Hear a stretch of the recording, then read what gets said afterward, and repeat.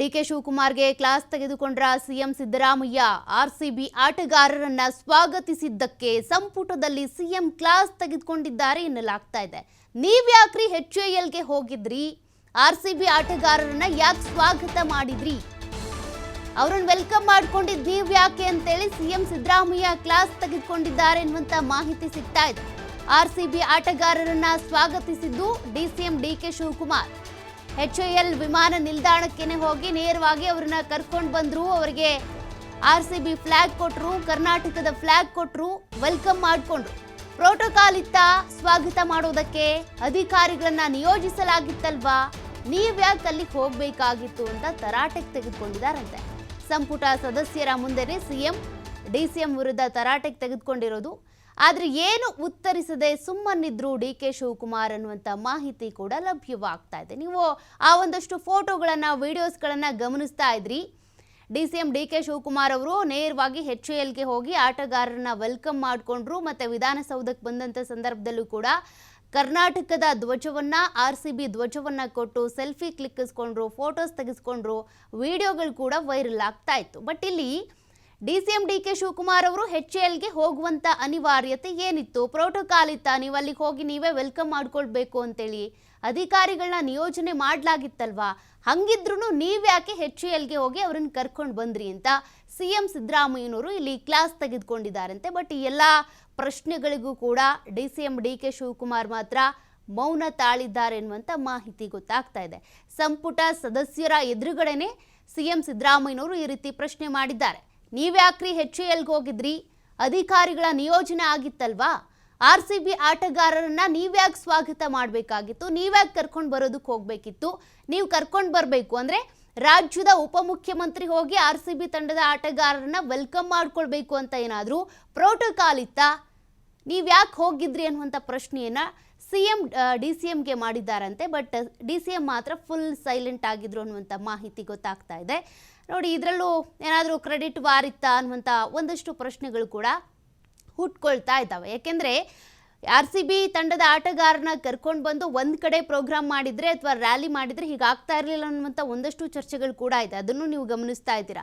ಅಂಥದ್ರಲ್ಲಿ HALಗೂ ಭದ್ರತೆ ಇರಬೇಕಾಗಿತ್ತು, ಮತ್ತು ತಾಜ್ ವೆಸ್ಟ್ ಎಂಡ್ಗೂ ಭದ್ರತೆ ಇರಬೇಕಿತ್ತು. ಇನ್ನೊಂದು ಕಡೆ ವಿಧಾನಸೌಧದಲ್ಲಿ ಪ್ರೋಗ್ರಾಮು, ಅದಾದ ತಕ್ಷಣ ಚಿನ್ನಸ್ವಾಮಿ ಕ್ರೀಡಾಂಗಣದಲ್ಲಿ ಪ್ರೋಗ್ರಾಮು. ಈ ಎಲ್ಲ ಕಡೆ 4 ಕಡೆಯೂ ಕೂಡ ಯಾವ ರೀತಿ ಭದ್ರತೆ ವಹಿಸ್ತೀರಾ? ಇರೋ ಕಡಿಮೆ ಸಮಯದಲ್ಲಿ ಹೇಗೆ ನಿರ್ವಹಣೆ ಮಾಡ್ತೀರಾ?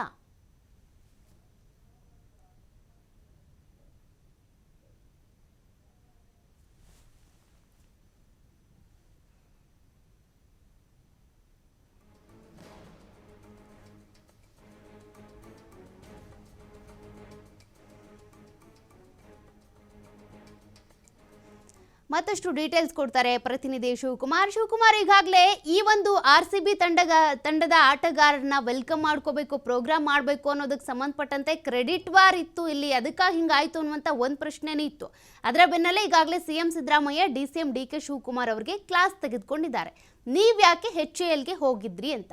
DCM ಏನಂದ್ರು? ಏನೇನಾಯ್ತು ಈ ಒಂದು ಸಂದರ್ಭದಲ್ಲಿ?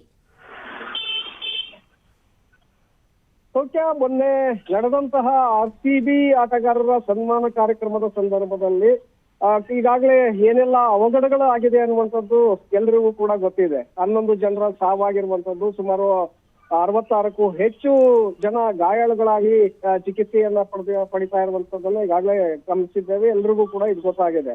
ಸೊ ಇದು ಯಾವ ಕಾರಣಕ್ಕಾಯ್ತು, ಹೇಗಾಯ್ತು ಅಂತೇಳಿ ಈಗಾಗಲೇ ಒಂದು ತನಿಖಾ ಆಯೋಗವನ್ನು ಕೂಡ ಸರ್ಕಾರ ರಚನೆ ಮಾಡಿದೆ. ಒಂದು ಕಡೆ CID ತನಿಖೆಗೂ ಕೂಡ ಆದೇಶವನ್ನ ಮಾಡಿದೆ. ಇದರ ಜೊತೆಗೆ ಕ್ಯಾಬಿನೆಟ್ ಸಭೆಯಲ್ಲಿ ಈ ವಿಚಾರದ ಬಗ್ಗೆ ಮೊನ್ನೆ ಗಂಭೀರವಾಗಿ ಚರ್ಚೆಯಾದಂತ ಸಂದರ್ಭದಲ್ಲಿ ಹಲವು ವಿಚಾರಗಳು ಅಲ್ಲಿ ಮುನ್ನೆಲೆಗೆ ಬರುತ್ತೆ. ಒಂದು ಕಡೆ ಡಿಕೆ ಶಿವಕುಮಾರ್ ಅವರು HAL ವಿಮಾನ ನಿಲ್ದಾಣಕ್ಕೆ ತೆರಳಿ ಅಲ್ಲಿ RCB ಆಟಗಾರರು ಫ್ಲೈಟ್ನಲ್ಲಿ ಏನು ಬರ್ತಾರೆ ಅವರನ್ನು ಸ್ವಾಗತ ಮಾಡ್ತಾರೆ. ಆ ಸ್ವಾಗತ ಮಾಡಿದ್ದಕ್ಕೆ ಕೆಲವು ಅಪಸ್ವರಗಳು ಕೂಡ ಈಗಾಗಲೇ ಕೇಳಿ ಬರ್ತಾ ಇದೆ. ಅಂದರೆ RCB ಒಂದು ಪ್ರೈವೇಟ್ ಖಾಸಗಿ ಸಂಸ್ಥೆ, ಅದು ಪ್ರೈವೇಟ್ ಫ್ರಾಂಚೈಸಿ ಇದೆ. ಅದಕ್ಕೆ ಸರ್ಕಾರ ಸನ್ಮಾನ ಮಾಡುವಂತಹ ಅವಶ್ಯಕತೆ ಏನಿತ್ತು ಅನ್ನುವಂಥ ಪ್ರಶ್ನೆಗಳು ಕೂಡ ಈಗಾಗಲೇ ಉದ್ಭವ ಆಗ್ತಾ ಇದೆ. ಇದಕ್ಕೆ ಪೂರಕವಾಗಿ ಅಲ್ಲಿ DCM DK ಶಿವಕುಮಾರ್ ಅವರು ತೆರಳಿ ಅವರನ್ನು ಆಟಗಾರರನ್ನು ವೆಲ್ಕಮ್ ಮಾಡ್ಕೊಂಡಿರುವಂಥದ್ದು ಕ್ಯಾಬಿನೆಟ್ ಸಭೆಯಲ್ಲಿ ಕೂಡ ಚರ್ಚೆಯಾಗತ್ತೆ. ಆ ಸಂದರ್ಭದಲ್ಲಿ CM ಸಿದ್ದರಾಮಯ್ಯ ಅವರು DK ಶಿವಕುಮಾರ್ ಅವರನ್ನು ಕೂಡ ತರಾಟೆಗೆ ತೆಗೆದುಕೊಂಡಿರುವಂಥ ಮಾಹಿತಿ ಇವತ್ತು ಸಿಗ್ತಾ ಇದೆ. ಏಕೆಂದರೆ ಇಷ್ಟೆಲ್ಲ ಅವಘಡಗಳಾಗಿದೆ.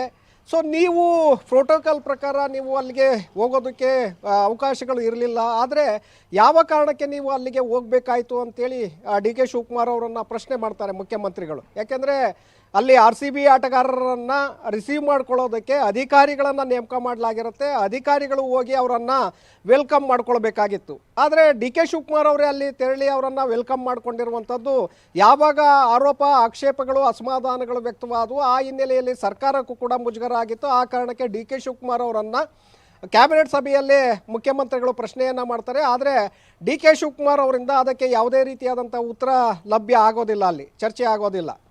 ಯಾಕೆಂದರೆ ಕೇವಲ ತರಾಟೆಗೆ CM ಅವರು ತೆಗೆದುಕೊಂಡಿದ್ದು ಬಿಟ್ಟರೆ DK ಶಿವಕುಮಾರ್ ಅವ್ರ ಕಡೆಯಿಂದ ಯಾವುದೂ ಕೂಡ ಉತ್ತರ ಅಲ್ಲಿ ಮುಖ್ಯಮಂತ್ರಿಗಳಿಗೆ ಹೋಗೋದಿಲ್ಲ. ಸೊ ಇಲ್ಲಿ ಗಮನಿಸಬೇಕಾಗಿರುವಂಥದ್ದು ಪ್ರೋಟೋಕಾಲ್ ಪ್ರಕಾರ ಅವರು ಅಧಿಕಾರಿಗಳು ಅವರನ್ನು ರಿಸೀವ್ ಮಾಡ್ಕೊಂಡಿದ್ರೆ ಯಾವುದೇ ಪ್ರಶ್ನೆಗಳು ಉದ್ಭವ ಆಗ್ತಾ ಇರಲಿಲ್ಲ. ನೀವು ಹೋಗಿ ಅಲ್ಲಿ ಅವರನ್ನು ರಿಸೀವ್ ಮಾಡ್ಕೊಂಡಿದ್ದು, ಅವರನ್ನು ಕರೆತಂದಿದ್ದು, ಅವರ ಜೊತೆ ಫೋಟೋ ಸೆಷನನ್ನು ಮಾಡಿಕೊಂಡಿದ್ದು ಎಲ್ಲವೂ ಕೂಡ ಬಹಿರಂಗ ಆಗಿರೋದ್ರಿಂದ ಸಹಜವಾಗಿ ಪ್ರತಿಪಕ್ಷಗಳು ಕೂಡ ಅದನ್ನು ಇಟ್ಕೊಂಡು ಇವತ್ತು ನಮ್ಮನ್ನು ಪ್ರಶ್ನೆಯನ್ನು ಮಾಡ್ತಾ ಇದ್ದಾರೆ. ಇದು ಸರ್ಕಾರಕ್ಕೆ ಮುಜುಗರ ಆಗಿದೆ ಅಂತೇಳಿ ಅವರನ್ನು ತರಾಟೆಗೆ ತೆಗೆದುಕೊಂಡಿರುವಂಥದ್ದು ಸೌಖ್ಯ.